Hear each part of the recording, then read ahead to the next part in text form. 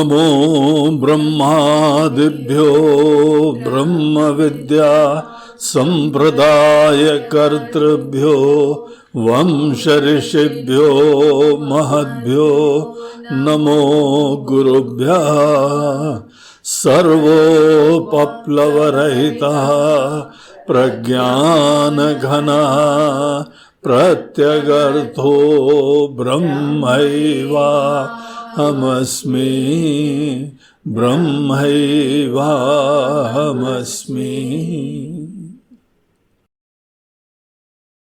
हरि ओम। आज हम लोग साधना पंचकम के तीसरे श्लोक में प्रवेश करने जा रहे हैं। अभी तक हम लोगों की ये जो यात्रा है वो 16 सोपानों तक हो चुकी है। जैसे हमने पहले बताया था कि इस साधना पंचकम में 5 श्लोक हैं और प्रत्येक श्लोक में 8-8 स्टेप्स हमारी आध्यात्मिक यात्रा के लिए हमको बताए जा रहे हैं। यहां पे हमारी आध्यात्मिक यात्रा से आशय आत्मज्ञान की यात्रा है, ब्रह्म ज्ञान की यात्रा है। भिन्न भिन्न संप्रदायों में लक्ष्य अलग हो जाते हैं। किसी संप्रदाय में केवल ईश्वर की आराधना करी जाती है, भक्ति की प्राप्ति करी जाती है, कहीं कोई तपस्या करी जाती है, कहीं कोई योग का अनुष्ठान करा जाता है, कहीं कोई भाषा का ज्ञान प्राप्त करते हैं, कभी कोई वेद पाठ का सामर्थ्य उत्पन्न करते हैं। तो भिन्न भिन्न लक्ष्य के अनुरूप ही साधना की पूरी श्रृंखला होती है।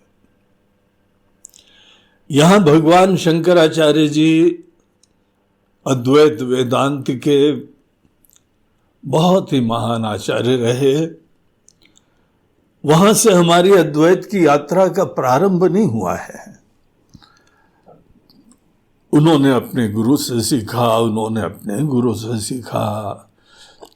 इसीलिए हम लोग एक श्लोक का पाठ करते हैं कि सदा शिव समारंभाम। ये ब्रह्म ज्ञान की यात्रा ब्रह्म से ही प्रारंभ होती है। साक्षात सच्चिदानंद स्वरूप सदा शिव। आप उनको सदा शिव कहिए, आप श्री राम कहिए, श्री कृष्ण कहिए, ये नाम का भेद तत्व एक ही है। तो वो जो सत्यम ज्ञानम अनंतम एक तत्व है, वही जगत का आदि था, वही सत्य है, वही मध्य है, वही अंत है, वही हम हैं, वही आप हैं, वही सब कुछ है। इस समय एक चोला धारण करे हुए हैं। तो यहां पे मानव मात्र की मुक्ति के लिए उनको यही ज्ञान प्राप्त करना होता है कि यद्यपि इस समय हम एक मायामय चोला धारण करे हुए हैं, जो कि शीघ्र ही थोड़े समय बाद हमको या अन्य किसी को छोड़ना ही होता है। और उसके उपरांत अगर कर्म रहे तो फिर पुराना दोबारा धारण करेंगे। और अगर हमने मूल तत्व का ज्ञान प्राप्त कर लिया तो ये जन्म मरण की श्रृंखला समाप्त हो जाती है। हर मनुष्य ही मूल रूप से उस परिपूर्ण सत्ता को ही तलाश रहा है, जाने अनजाने। बड़े विरले हैं जो जान के तलाश रहे हैं, बाकी सब अनजाने में तलाश रहे हैं। सभी पूर्णता प्राप्त करना चाहते हैं, सभी स्थायी आनंद प्राप्त करना चाहते हैं। जो स्थायी शाश्वत चिन्मयी आनंद होता है उसी को ब्रह्म कहा जाता है। और ये जो संसारी तरीका है कि अपने से बाहर एक बार उसके बारे में कल्पना करना और जीवन भर उसके लिए ही तलाश करते रहना, पहले अपने से पृथक मान लेना, उसके बाद जीवन भर तलाश करना, जीवन खत्म हो जाता है लेकिन तो भी तृप्ति नहीं मिलती है। इसीलिए हम लोग के देश के ऐसे महापुरुष लोग, उन्होंने अपनी ही यह प्रेरणाओं के ऊपर और सबकी प्रेरणाओं के ऊपर, जो मूल रूप से सबकी कहानी एक ही है,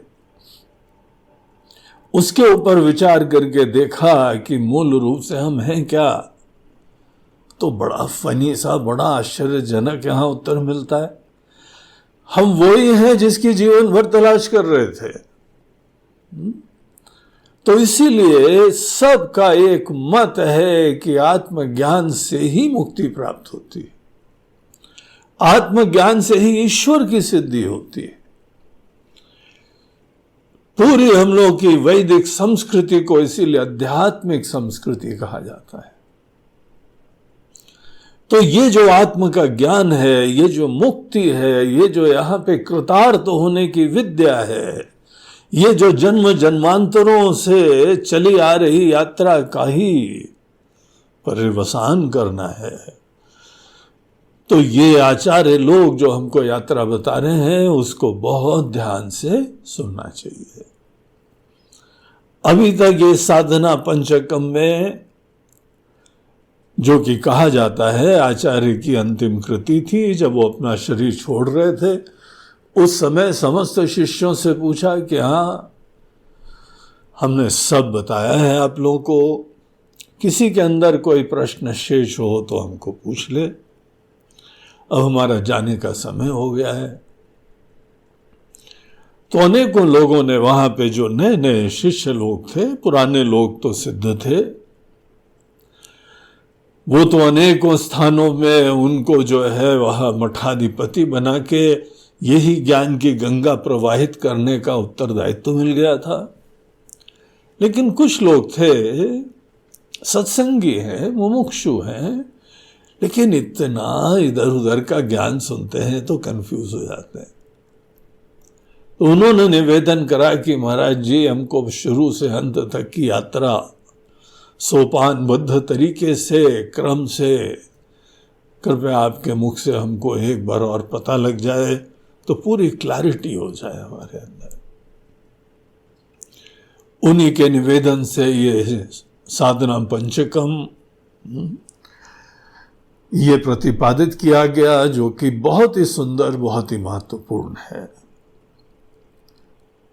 तो 2 श्लोक जो हम लोग के समाप्त हुए हैं, वहां पे शुरुआत से वेद का अध्ययन, वेद का पाठ करने से प्रारंभ करते हुए गुरु के पास पहुंच गए।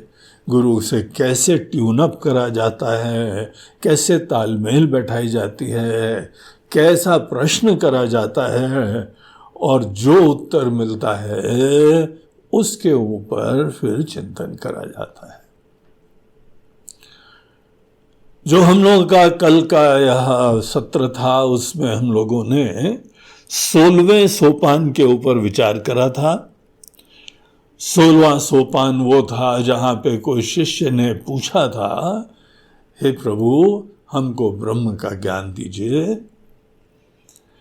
तो उन्होंने एक बहुत ही महान स्टेटमेंट होता है वेदों का, जिसको महावाक्य कहते हैं, उसका उत्तर दिया कि अंततः परमात्मा का ये रहस्यमय ज्ञान मुक्ति देता है। उसकी भूमिका की तरीके से बहुत सारी प्रारंभ की प्रक्रिया होती है। कुछ सिद्धांत बताए जाते हैं, कुछ जीव के बारे में परिचय होता है, कुछ ईश्वर के बारे में होता है, और इन सब चीजों का यहां पे रहस्य महावाक्यों में बताया जाता है। बहुत बड़े वाक्य हैं, ऐसे वाक्य हैं जहां पे आप नहीं रहेंगे। जो बहुत ही जिज्ञासु मुमुक्षु होता है, उसके लिए ही यह ज्ञान होता है। यहां जीवन भर अहम की संतुष्टि के लिए दौड़ते रहते हो, और यहां महावाक्यों में हमको जीव के जीवत्व से किनारे होना होता है, और ईश्वर के बारे में भी जो हमारी समझ है उससे भी बिल्कुल भिन्न समझ मिलती है हमको। और इस तरीके से महावाक्य का जो रहस्य है वो गुरुदेव उद्घाटित करते हैं, वो रिवील करते हैं। श्रुति शिरो वाक्यम समाकर्ण्यताम, जो श्रुति के यह शिरोभाग में अर्थात जो वेदांत में जो वाक्य प्रतिपादित है, जो वाक्य ही नहीं, जो एक दृष्टि है। हम लोग के वहां फिलॉसफी को दर्शन कहा जाता है। दर्शन कहा जाता है क्योंकि ये हमको दृष्टि मिलती है। ये मूल रूप से तत्व का ज्ञान हमको एक दृष्टि बदल देता है सब चीजों की। तो ऐसा एक ज्ञान जो है वो समाकर्ण्यताम, बहुत अच्छी तरीके से वो सुनना। गुरुदेव जब तुम परिपक्व हो जाओगे तब यही बताएंगे। और आपने बोला हाँ हमारे गुरु जी ने भी बताया था। देखो बहुत अच्छी बात है, जो भी गुरुदेव इस परंपरा के हैं वो घूम फिर के यही बताएंगे। जो यही बताएंगे वो ही जो है इस पूरे द्वैत संप्रदाय के आचार्य लोग हैं। वही यहां पे महात्मा लोग हैं जो इस परंपरा के अंतर्गत ये प्रमाण मिलता है। लेकिन आपको उन्होंने बताया, अगर आप आज भी वही जीव हैं, यही आपका परिचय है। हाँ भाई क्या परिचय है आपका? मतलब जी I am so and so, son of so and so, ये उम्र है हो गई, ये धंधा है और ये गृहस्थी है, यही परिचय है। तो आपने नहीं सुना। बहुत अच्छी तरीके से सुनो। पौर्णः पुण्येन श्रवणम कुर्यात्। एक वाक्य आता है कि अगर ये बात पकड़ में नहीं आए तो बार बार यही वाक्य का श्रवण करो। और गुरुदेव इतने जो हैं धीरज वाले हैं, इतने करुणा वाले हैं, भिन्न भिन्न दृष्टिकोण से आपको बताएंगे। छांदोग्य उपनिषद में जहां पे ये एक चारों में से एक महावाक्य वहां आता है, सामवेदी उपनिषद है, वहां पे तत्वमसि महावाक्य आता है। तो वहां उनके गुरु जी ने 7 बार बताया, कई बार बताया, भिन्न भिन्न तरीके से बताया। तो आपको भी यही लगन रखनी चाहिए, ज्ञान मात्र से मुक्ति होगी। यहां पे ज्ञान के बाद कुछ कृत्य नहीं रहता है। एक ज्ञान होता है कि ज्ञान का लाभ केवल एप्लीकेशन से होता है। आपने खेती का ज्ञान प्राप्त कर लिया, जब तक खेती करोगे नहीं तब तक ज्ञान का लाभ थोड़ी मिलेगा। आपने भोजन पदार्थ बनाने की विद्या प्राप्त कर ली, कोई बढ़िया रेसिपी, कोई बढ़िया टेक्नोलॉजी, कोई बढ़िया मशीन, ज्ञान प्राप्त करने के बाद अनेकों फील्ड में ज्ञान के बाद उसका एप्लीकेशन होता है, तब जाके ज्ञान का लाभ होता है। तो एक ज्ञान का पूरा श्रेणी होती है, एक प्रकार होता है ज्ञान का। जब भी ज्ञान के बाद कर्म की जरूरत पड़ती है, ये विषय संबद्ध ज्ञान होता है, ये दुनिया से संबद्ध ज्ञान होता है। लेकिन एक और ज्ञान होता है, वहां पे ज्ञान के बाद कुछ नहीं करना होता है। ऐसा ज्ञान जल्दी जल्दी लोगों ने सुना तक नहीं। आप जहां पर भी देखेंगे बोले हाँ ज्ञान तो बहुत सुन लिया है, बहुत प्राप्त कर लिया है, अब चलो कमर कस के कुछ करते हैं। जो जो ये लोग वाक्य ऐसे कहते हैं वो लोग सही कह रहे हैं, लेकिन ज्ञान संसारी है। संसारी ज्ञान, विषय संबद्ध, जगत में संबद्ध, ऐसे ज्ञान में सदैव ज्ञान प्राप्त करने के बाद कुछ करना होता है। यहां पे तो कर करा के आए हैं, तब जाके ज्ञान मिल रहा है।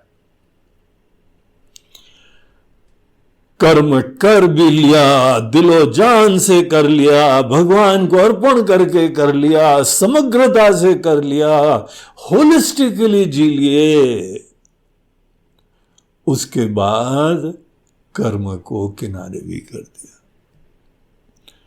जिस ज्ञान के अंदर ये प्रक्रिया हो रही है कि दृढ़तरं कर्माशु संत्यज्यताम, कर्म और कर्म के क्षेत्रों को किनारे करना सीखना।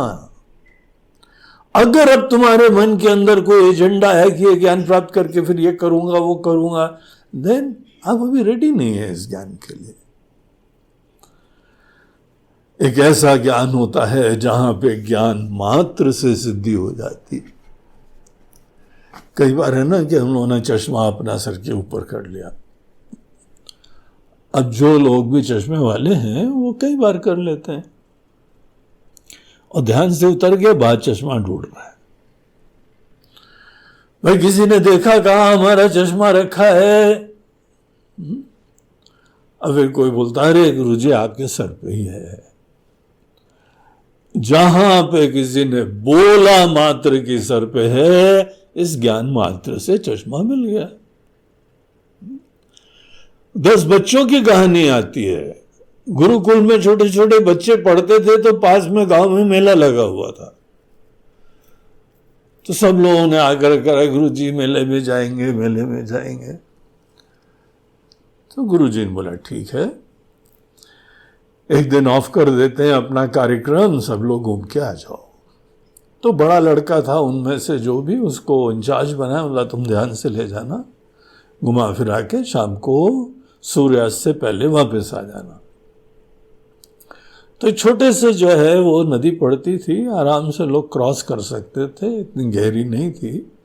तो उसके थ्रू वो लोग पार करते थे दूसरे गांव में जाने के लिए। गए वहां पे, सब मेले वेले का आनंद लिया। सब वो लड़का जो इंचार्ज था बहुत ध्यान से सबको ले गया और सबको लाया। नदी फिर से क्रॉस करी आके, फिर एक बार फाइनल काउंट करा। तो फाइनल काउंट करा तो 1 2 3 4 5 6 7 8 9। अब बड़ा चिंतित हो गया, बोला हम लोग तो 10 गए थे, ये 9 कैसे बचे? तो घबराहट में, एंजाइटी में अपने आप को नहीं गिनना था। और सब लोगों को फिर बोला अच्छा ऐसा करो, 2 लोग उधर ले जा ढूंढने के लिए, 2 उधर जा ढूंढने के लिए, और जरा 2 जने पानी में भी देख लेना फिसल तो नहीं गया। अब वो सब इधर उधर तलाश जारी 10वें की। फिर नहीं मिले 10वां, तो फिर सामूहिक रूप से उन्होंने रोना शुरू करा। तो जैसे जो है राम जी की, सीता जी की तलाश में वानर गए थे ना, नहीं मिले तो रोना चालू करा। तो यहाँ छोटे छोटे बंदर सब बैठे रो रहे थे। तो एक बाबा जी निकले, बोला क्यों बेटा शोक सभा काहे की हो रही है? अरे बाबा जी हम लोग 10 गए थे, एक पता नहीं कहाँ चला गया, खो गया, मर गया, बह गया, कोई उठा ले गया, भगवान जाने क्या हो गया। अब गुरु जी खूब डांट लगाएंगे, पिटाई भी करेंगे, हम इंचार्ज थे, हमने सब करा था। बाबा जी ने सरसरी नजर डाली, कितने लोग हैं? बोला 10 के 10 है। बोला कितने आए थे? बोला 10। और अभी कितने? बोला जी 9। बोला अच्छा करो, एक काम करो, लाइन में खड़े हो सब लोग। और लाइन में खड़ा करके मॉनिटर से बोला फिर जरा गिनती करो। हमको पता है वो कहाँ है। इतने खुश, बड़ी आशावादिता हो गई, बड़े जो है वहां खुश हो गए, लाइन से खड़े हुए। गिनो 1 2 3 4 5 6 7 8 9। फिर मायूस। तो बाबा जी मुस्कुराते हुए उसको देखते हैं, बोलते बेटा त्वं दशमोसी, तुम 10 में हो, अपने आप को नहीं गिन रहे हो, सब इतने बहिर्मुख हो कि भारी गिनते जा रहे हो। ये ज्ञान प्राप्त करा कि 10वें की प्राप्ति हो गई। जिस ज्ञान में ज्ञान मात्र से प्राप्ति होती है, ऐसा ज्ञान कहां होता है?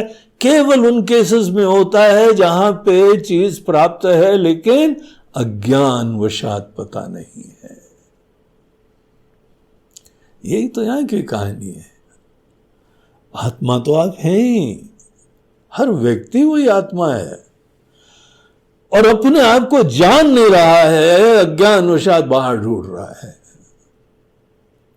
जो चीज पहले से ही प्राप्त है लेकिन अज्ञान वशात अप्राप्त प्रतीत होती है, वहां पे ज्ञान मात्र से मुक्ति होती है। तो यहां पर हमको जो ज्ञान दिया जा रहा है वो ज्ञान मात्र से मुक्ति वाला ज्ञान है, वो महावाक्य है वो। तो वो चीज जो यहां पर गुरुदेव ने बताई, पहले तो यहां 16वें स्टेप में कहा गया था बहुत ध्यान से सुनना। हर व्यक्ति के मन में धारणा होती है, हम तो सब जानते हैं, हम बहुत जानते हैं। इसी मोह को भंग करने के लिए कहा जाता है बहुत ध्यान से सुनना, क्योंकि तुम्हारी तलाश ही दिखा रही है कि तुम नहीं जानते हो। तुम्हारा छोटा पना ही दिखा रहा है कि तुम ही तक नहीं जानते हो और तुम कहीं और ही तलाश कर रहे हो।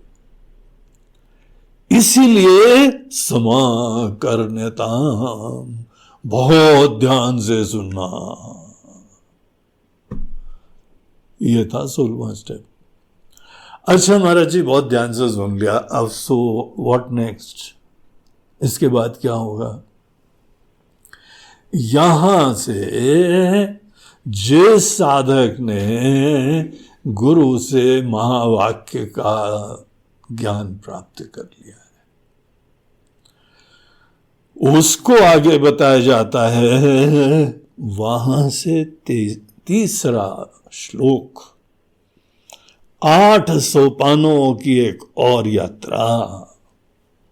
यात्रा तो कंटिन्यूअस है, उसको यहां पे प्रतिपादित करा जा रहा है।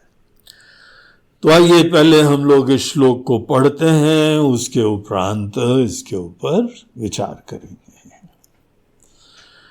वाक्यार्थश्च विचार्यताम् श्रुतिशिरः पक्षसमाश्रियताम्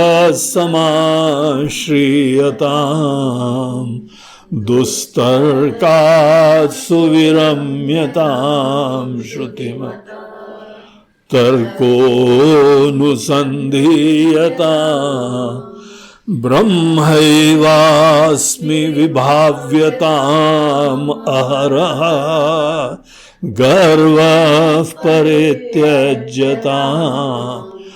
देहेऽहं मतिरुज्यताम् बुधजनैः वादः परित्यज्यताम्। तो यहां पे श्री गणेश कर रहे हैं जो कि स्टेप नंबर 17 है, सोपान नंबर 17। एक एक को सोपान को सूत्र समझिए। हमको एक नए पड़ाव के लिए सूत्र है जिसपे विशेष ध्यान देने योग्य है। और जैसे हम लोगों ने भी भूमिका देखी, ये किसके लिए है? जिसने महावाक्य सुन लिया है, गुरु के पास पहुंच भी गए, गुरु की सेवा भी करी, गुरु से प्रश्न भी करा और गुरुदेव ने उत्तर भी दे दिया। जो उत्तर दिया है वहां पे बहुत ही विरले हैं जो एक बार में ये महावाक्य का अर्थ जान के उनके सब मोह भंग हो जाएंगे। देखिए, मोह हम लोगों ने बहुत धीमे धीमे डेवलप करा हुआ है। मोह इतना प्रगाढ़ है, इतना गहरा है कि पता भी नहीं चलता है कहां कहां तक मोह की जड़ें फैली हुई है। ये कैंसर से भी भयानक है मोह। जिसको कैंसर हो जाता है ना, एक कैसे जैसे जड़ें एक पेड़ को निकालो, दिखाई पड़ता है ना, इतनी जड़ें फैली हुई हैं उसकी। कैंसर की ऐसी जड़ें फैल जाती है, एक जगह से जो है वो उसको ऑपरेट करो, दूसरी जगह निकल आता है। एक जगह रेडिएशन से उसको जलाओ तो दूसरी जगह से उठाता है। ऐसी मोह है। मोह बोलते हैं विपरीत ज्ञान, ना समझी। तो ऐसे मोह व्याप्त है हमारी चेतन मन में, अर्ध चेतन मन में, अचेतन मन में। कॉन्शियस माइंड, सब कॉन्शियस माइंड, अनकॉन्शियस माइंड, हर जगह व्याप्त है। और इससे बड़ा क्या प्रमाण है कि रात को सोने के समय जब चेतन मन सो जाता है ना, वहां पर सपने में भी इष्ट पदार्थ हमसे अलग ही होते हैं। इष्ट पदार्थ हमसे अलग है, इसीलिए कोई ना कोई बाहर की चीज से सुख मिलता है या बाहर की चीज हमको डराती रहती। कोई रागात्मक अध्यारोप है, कोई द्वेषात्मक अध्यारोप है, और इस तरीके से सपने में भी वही कल्पित द्वैत के अंदर ही जीते हैं। अर्धचेतन माइंड है, सबकॉन्शियस माइंड है, वहां पर भी द्वैत व्याप्त है, मोह व्याप्त है। हम छोटे हैं और हमसे बाहर ही कोई न कोई वस्तु है, अनुभूति है, व्यक्ति है, सामर्थ्य है जिससे हमारी सिद्धि होगी। क्योंकि हमारे अंदर मोह इतना गहरा व्याप्त है, इसीलिए हमको बड़े धीरज से और बहुत गहराई से चिंतन करते हुए आगे बढ़ना पड़ता है। ये जो महावाक्य का यहां प्रतिपादन हुआ है, इसके बारे में इस 17वें सूत्र में आचार्य बोलते हैं, वाक्यार्थश्च विचार्यताम्, कॉमा, यहीं तक, स्टेप नंबर 17 इतना ही है। वाक्य के अर्थ पे, वाक्यार्थश्च, वाक्य के अर्थ के ऊपर विचार्यताम्। देखो, श्रवण तो कर लिया, और वो भी आचार्य ने बोला था बहुत ध्यान से सुनना। बड़ी क्रांतिकारी चीज बताने जा रहे हैं। और एक बार सुन लिया, अब उसके ऊपर विचार्यताम्। पहली बात तो ये जो विचार है ना, ये 2 लेवल के ऊपर होता है। एक तो है विचार को तुम लॉजिकली समझ लो, इंटेलेक्चुअली समझ लो। तुम्हारी बुद्धि में कोई प्रश्न ना आए, जो प्रश्न आए उनका समाधान प्राप्त करो।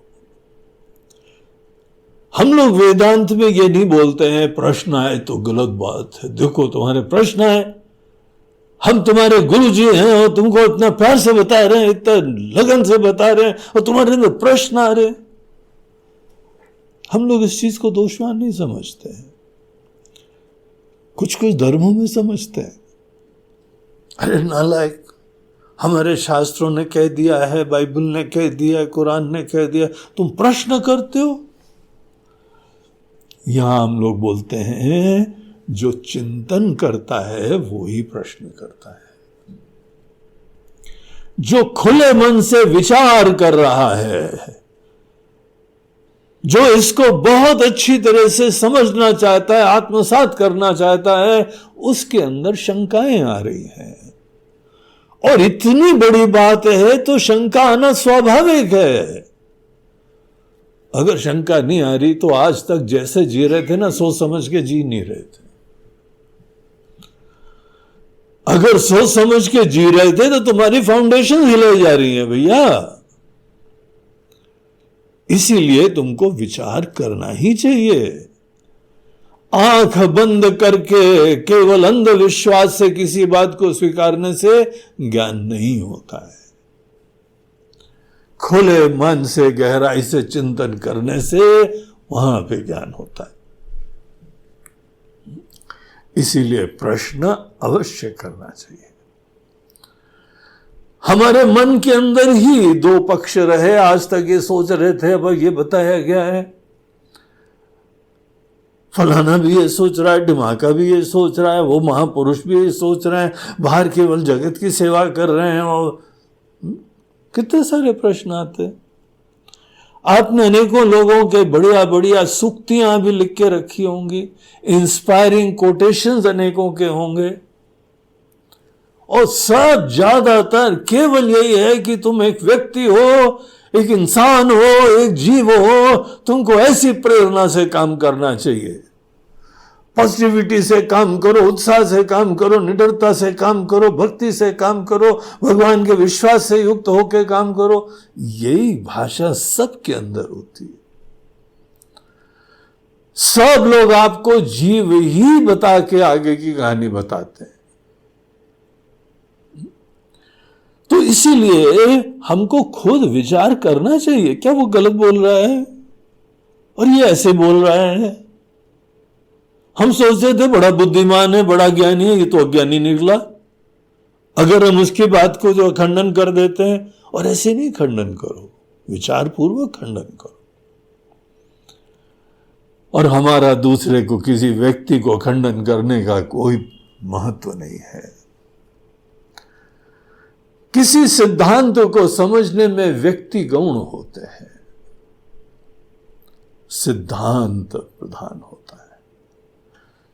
किसी भी देश और किसी भी काल में किसी व्यक्ति ने कहा हो, व्यक्ति हमारे लिए कोई इंपॉर्टेंट नहीं है, क्या कहा है वो इंपॉर्टेंट है। अगर कोई यही कह रहा है कि आपसे बाहर आपको तलाशना है, तो हम उसके ऊपर प्रश्न चिन्ह लगा रहे हैं। तो यहां पे महावाक्य में यह कहा जाता था, जैसे हम लोग तत्वमसि महावाक्य का दृष्टांत लें, वैसे तो हर उपनिषद में महावाक्य होते हैं, क्योंकि अखंडता के अर्थ का बोधक वही उपनिषद होते हैं। हम खंड में जी रहे हैं, फ्रैगमेंटेशन में जी रहे हैं, छोटेपन में जी रहे हैं, हम अलग हैं, आप अलग हैं, भगवान अलग है, दुनिया अलग है, विषय अलग है, स्वर्ग अलग है, नरक अलग है। ये बुद्धि को बोलते हैं खंडात्मक बुद्धि,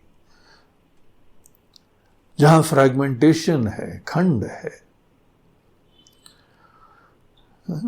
तो यहां पे जो खंड की बुद्धि होती है, उसको ये महावाक्य अखंडता के अर्थ का बोधन करवाते हैं। बेसिकली महावाक्य का ये सब्जेक्ट मैटर है, ये विषय है, बहुत बड़ा, अकल्पनीय है। सब चीजें जो हैं, संसार के ज्ञान सब किनारे हो जाते हैं। यहां तक तो कोई पहुंचते भी नहीं जल्दी जल्दी। ज्यादातर यही होता है कि हाँ फलाने भगवान है, ऐसे पूजा करो, ऐसे भजन करो, ऐसे ध्यान करो, ऐसे आशीर्वाद प्राप्त करो। और ज्यादातर व्यक्तियों को भी कुछ आशीर्वाद ही लेना होता है, और कुछ नहीं करना है। अपनी अस्मिता त्याग करके भगवान से एक होने के लिए कितने लोग राजी हैं? तो इसीलिए ज्यादातर तो वहां तक लोग पहुंचेंगे नहीं। जो विरले लोग पहुंच रहे हैं, उनके लिए मार्गदर्शन है वाक्यार्थश्च विचार्यताम्। महावाक्य जो है वो दूसरे भी हैं, अहम ब्रह्मास्मि, अयम आत्मा ब्रह्म, प्रज्ञानम ब्रह्म, और ये तत्वमसि। तत्वमसि में 3 शब्द हैं। किसी वाक्य का अर्थ जानने में शब्द का अर्थ पहले एक समझना चाहिए, यही लॉजिकल तरीका है। तत्वमसि में 3 शब्द हैं, तत्, त्वम और असि।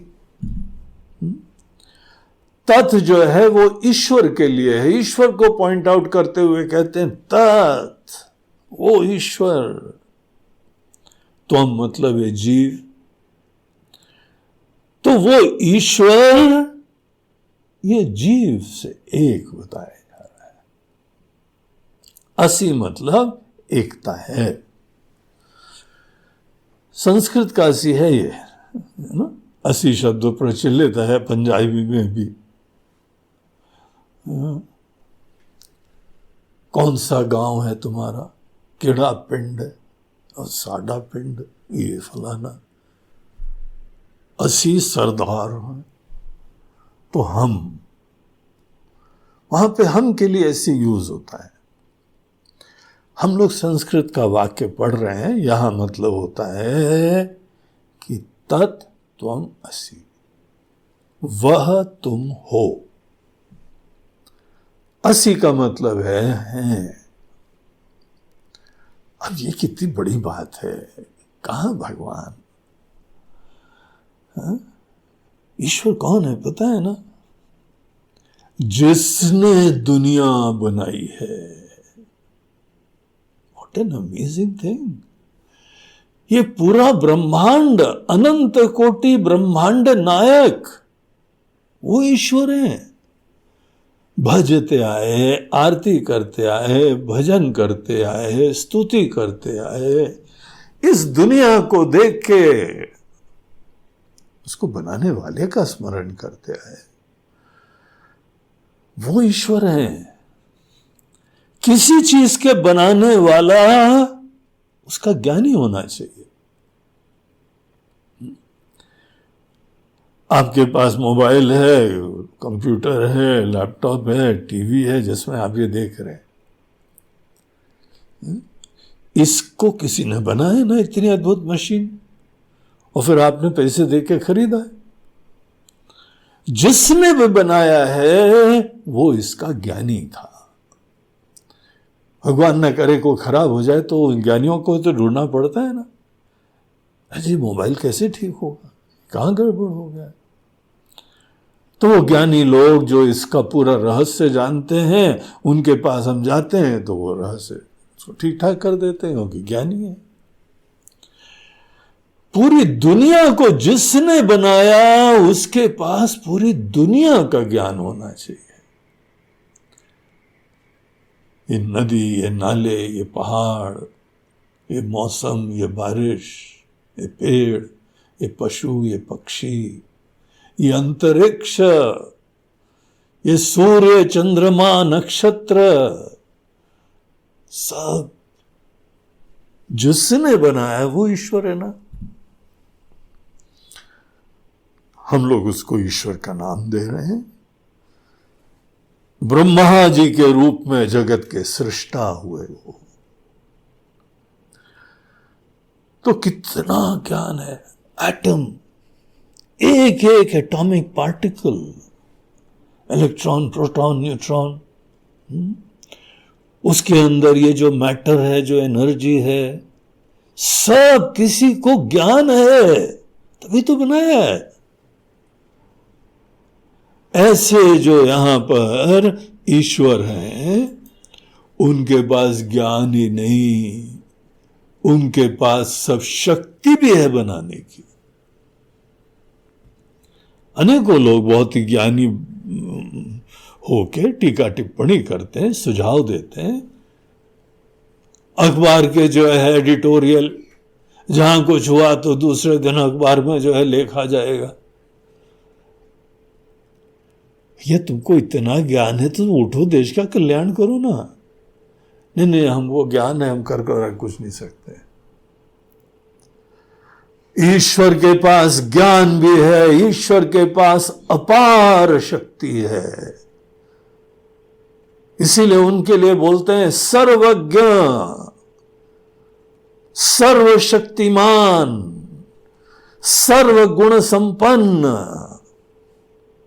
ऐसे ईश्वर है।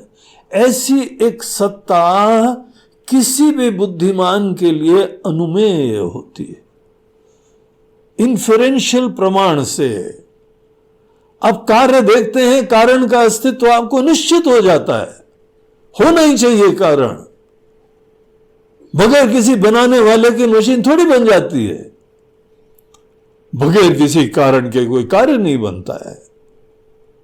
और वो कारण, वो बनाने वाला सज्ञानी होना चाहिए। ये कॉमन सेंस की बात है, ये लॉजिकल नेसेसिटी है। तो जिनको हम लोग ईश्वर कहते हैं वो सर्वज्ञ हैं, सर्वशक्तिमान हैं, सर्वव्यापी हैं, सर्वसमर्थ हैं। ऐसे ईश्वर ही हमारे अनेकों पूजा में, भजनों में, सेवा में वो ही उनका स्मरण होता था, वंदना होती थी।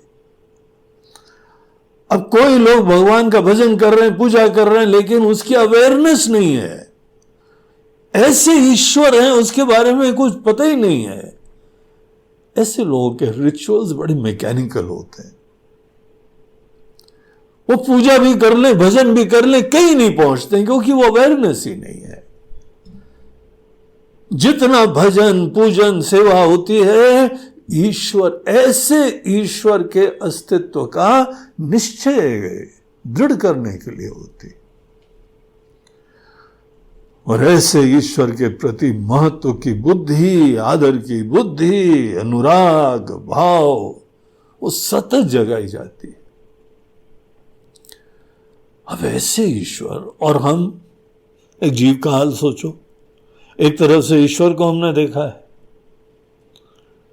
इसीलिए भजन करते रहे, और दूसरी तरफ से जीव को देखो, कितना ज्ञान है, बहुत ही थोड़ा। अगले क्षण क्या होगा यह भी नहीं पता, कहां से आए हैं यह भी नहीं पता, इस दुनिया में आने की प्रक्रिया क्या थी यह भी नहीं पता, आने से पहले कहां थे यह भी नहीं पता, कि दुनिया कैसे चलती है यह भी नहीं पता, बनती कैसे कुछ नहीं पता, सुख दुख कहां से आता है कुछ नहीं पता। मीट मिस्टर जीव, ये जीव का परिचय लीजिए। तो जीव जो है अल्पज्ञ, अल्प मतलब थोड़ा, ज्ञान थोड़ा, शक्ति थोड़ी, कोई प्रॉब्लम हो जाए किसी न किसी से मार्गदर्शन लेते हैं, बहुत बड़ा संकट है क्या करें, तो कोई ना कोई वो अपने हिसाब से उपचार बताते रहते हैं। भगवान का भजन करो, ये मंत्र पढ़ो, ये पूजा करो, ये अनुष्ठान करो, ये अंगूठी पहनो, ये धागा पहनो, ये जंतर मंत्र पहनो। तो हमको कितना सामर्थ्य है देखिए। कई लोग यहां अच्छे सामर्थ्य वाले भी हैं, लेकिन ज्यादा सामर्थ्य वाले भी संकुचित सामर्थ्य है उनका। ईश्वर के सामर्थ्य से तुलना करें तो कोई महान से महान जीव के पास भी कितना सामर्थ्य है, बहुत थोड़ा। अब यहां पे गुरुदेव क्या कह रहे हैं, तत्त्वमसि। महाराज जी क्या बोल रहे आप? कहां राजा भोज, कहां गंगू तेली, कहां ईश्वर और कहां पे हम जीव। राजा अब इन्हीं की एकता बता रहे हैं। कैसे एक हो सकता है, किस दृष्टिकोण से एक हो सकता है? हमको तो यह लगता है कि ऐसे ईश्वर की जीवन भर आराधना करनी चाहिए, पूजा करनी चाहिए, भजन करना चाहिए। हमको अपनी औकात में रहना चाहिए। हमारी औकात ये छोटे, यथार्थ है ना, हम नहीं जानते हैं। शक्ति कम है, सामर्थ्य कम है, ज्ञान कम है, यही हम हैं। हमारा जब ज्यादा क्या बोल रहे हैं हमको आप बताएं, कैसे हाई स्कूल में पास हुए थे, कॉलेज कैसे रोते गाते करा था। यहां कॉलेज की एक डिग्री बीए में वो प्राप्त करने के लिए भी क्या नाकों चने चबाए थे। और जब डिग्री मिल गई थी तो कॉन्वोकेशन की सेरेमनी थी और टोपी उछाल के सबको फोटो खिंचाई थी। वाह, हुर्रे हुर्रे। बीए पास हो गए, बीए पास हो गए।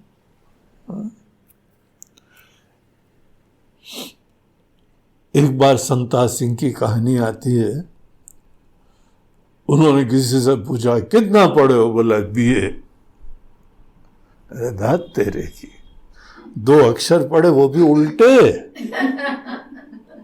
अरे ए भी बोलो, बी ए, यही पढ़ के आए हो, उल्टा ज्ञान। तो ये हमारा हाल है। और आप दुनिया के मालिक, जिसने ये पहाड़, दुनिया, एटम, न्यूट्रॉन, प्रोटॉन और पूरे गैलेक्सीज, इंसान का हार्ट, लिवर, लंग सब बनाए हुए हैं और बना के चला भी रहे हैं। ऑसम। ऐसे भगवान से हमको एक बोल रहे, प्रभु हमको तो लगता है कि आप या तो ईश्वर का अपमान कर रहे हैं, हमसे मजाक कर रहे हैं। बड़े को बड़ा न कहना उनका अवमानना हो जाती है। ऐसा जो है वह जीव असमर्थ, दीनहीन। ठीक है, किसी को बड़प्पन देने के लिए कई बार बोल देते हैं मेरा राजा बेटा,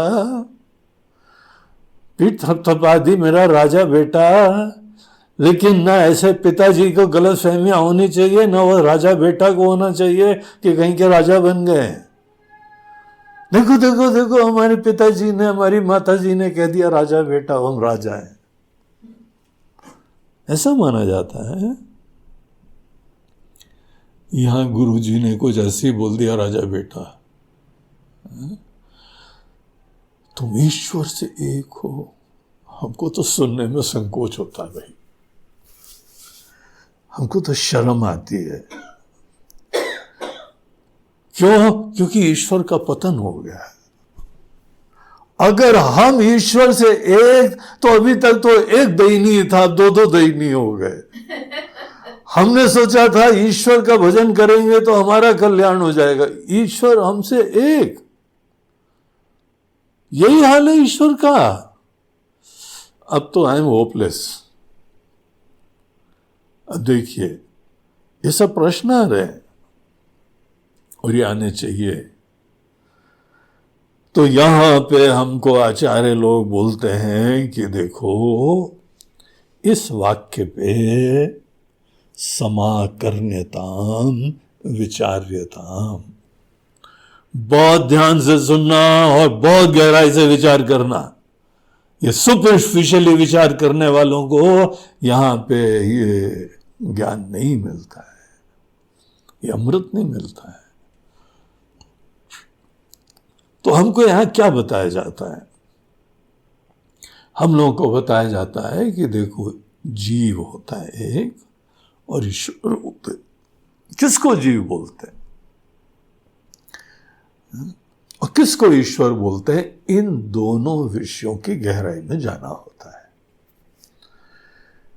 जीव एक चेतन एंटिटी है जिसके सामर्थ्य बहुत छोटे हैं, उसकी बुद्धि छोटी, उसकी अकल छोटी, उसके शक्ति छोटी।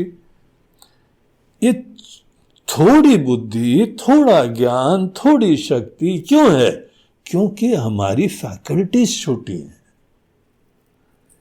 ईश्वर की फैकल्टी, उनकी बुद्धि, उनका शक्ति, प्राण, सामर्थ्य, संवेदना अद्भुत है, वंदनीय है, प्रातस्मरणीय है, प्रेरणीय है। बेसिकली उनकी फैकल्टीज बड़ी डिवाइन है। जीव भी एक लिविंग एंटिटी है, ईश्वर भी एक लिविंग एंटिटी है, लेकिन एक की फैकल्टीज बहुत ही छोटी है। बुद्धि छोटी, अकल छोटी, सामर्थ्य छोटा, ये सब फैकल्टीज होती है, इक्विपमेंट। और ईश्वर का जो सामर्थ्य है अकल्पनीय है, दिव्य फैकल्टीज है। तो दोनों को एनालाइज करो। दोनों के अंदर चेतना है, लेकिन एक जगह चेतना अल्प उपाधि से भी व्यक्त हो रही है, एक जगह चेतना बड़ी महान विशुद्ध उपाधि से अभिव्यक्त हो रही है। एक ही बिजली है, एक या 3 वॉट के बल्ब से लाइट अभिव्यक्त हो रही है। बिजली जो आशीर्वाद यहां दिया तो कितनी लाइट उत्पन्न होती है? थोड़ी सी लाइट। वो आप रात को नाइट लाइट की तरह यूज कर लेते हैं, छोटी टिमटिमारी लाइट। यही बिजली जब कोई बड़ी उपाधि से अभिव्यक्त होती है तो पूरा जो है टाउन स्क्वायर लाइटेड हो जाता है। ऐसी विशाल लाइट कि पूरा हम लोगों का शहर का चौराहा सेंटर एक बल्ब से चमक गया। सेम बिजली है, सेम बिजली यहां छोटे 1 वॉट के एलईडी बल्ब से अभिव्यक्त हो रही है, और वही बिजली वहां पे जो है 100, 500, 1000 वॉट के बल्ब से अभिव्यक्त हो रही है। किसका डिफरेंस है? फैकल्टी, ये बल्ब, ये इक्विपमेंट, ये उपाधि, इसको बोलते हैं उपाधि। उपाधि के भेद से जीव छोटा है, उपाधि के भेद से ईश्वर महान है। ये जीव और ईश्वर का रहस्य बताया जाता है। जब ये लोग उपाधि धारण कर लेते हैं तो ये अल्प अभिव्यक्ति और वो एक महान अभिव्यक्ति। कोई भी उपनिषद ये अभिव्यक्तियों में एकता नहीं दिखाते हैं, क्योंकि फैकल्टी अलग है। राजा साहब जो है महान गद्दी पे बैठे हुए हैं और सामान्य व्यक्ति जमीन के ऊपर खड़ा हुआ है। डेफिनेटली बहुत भेद है इन दोनों में। लेकिन अगर आप थोड़ी देर के लिए उपाधि को स्ट्रिप कर दें, उपाधि को हटा दें, फिर क्या है? छोटे बल्ब के पीछे भी वही बिजली, बड़े बल्ब के पीछे भी वही बिजली। श्रुति हमको बता रही है कि हम लोग ने अभी तक अज्ञानवशात अपने आप को एक कॉम्पोजिट एंटिटी समझा हुआ है, उपहित चेतना देखा हुआ है, उपाधि से अटैच्ड है। शरीर, मन, बुद्धि, ये जो हमारी फैकल्टीज हैं, इससे अटैच्ड होकर फिर हम देखते हैं। मैनिफेस्टेड एंटिटीज में एकता देखते हैं। बोलते हैं एक और तरीका है देखने का, उपाधि को किनारे करो और फिर देखो यहां पे क्या अभिव्यक्त हो रहा है। और ये जो उपाधियां हैं ये नश्वर है, परिवर्तनशील है, स्थायी नहीं है। हम है ही नहीं, ये चोला है। तो इसके द्वारा, इससे अटैच होके फिर अपनी आइडेंटिटी बनाने का क्या तुक है? यह ना हमने सोचा, ना किसी ने बताया हमको। हमारा परिचय सदैव होना चाहिए था कि हम वो बिजली हैं, लेकिन दुनिया ने यही बताया है कि तुम अपनी औकात में रहो, क्योंकि तुम 1 वॉट की बल्ब हो, इतनी लाइट तुमसे आती है।